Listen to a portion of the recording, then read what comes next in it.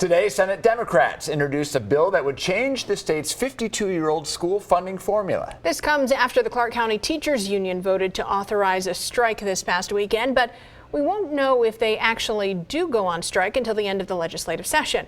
Fox 5's Abby Tedros brings us up to speed.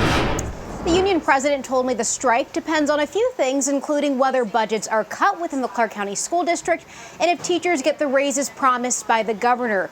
Union members have also been anticipating this new funding formula that was introduced this morning.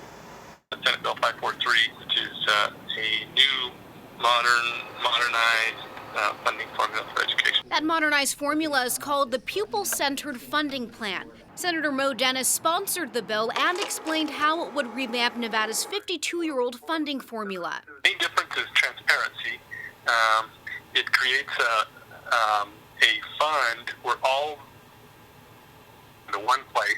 Dennis told me the model the state uses now is confusing and hard to track the flow of funding. I know that if we're collecting money for education, then it's going to education, and this will ensure that we know where those monies are going. The plan would determine a base funding amount for every student and change how the state distributes extra dollars. Students with more needs get more money. It looks at the needs of a student. So if a student is special ed, free and reduced lunch, English language learner, or gifted and talented, there's a weight for that because we know that it costs more to educate those kids. As education advocates sifted through the 120-page bill, some educators, like the CCEA president, pointed out that the funding formula doesn't fix the district's $120 million budget shortfall. One, there's no new money on this, which I don't know how you fix a funding formula without putting new money. So that's a major concern. He didn't like that the funding formula wouldn't take effect for another couple years either. Anything that's delayed 2 years from now, a new legislature may not take it up and implement it. They may go in a different direction. CCSD Superintendent Dr. Jesus Jara wrote that he supports the bill, but also pointed out that it still doesn't address the current need for more funding to provide teacher raises. It's our hope that we'll be able to get through this legislative session with funding in place. At an unrelated press event, Governor Sisolak addressed education funding.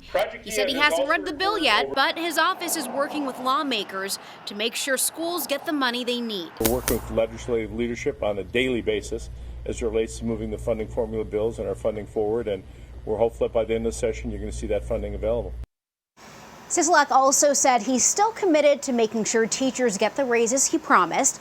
Dennis told me adding more money was never his intent with this bill. He just wanted to distribute funds based on the needs of the student. A joint hearing on this bill is expected to happen next week. Abby Tedros, Fox 5 News, local Las Vegas.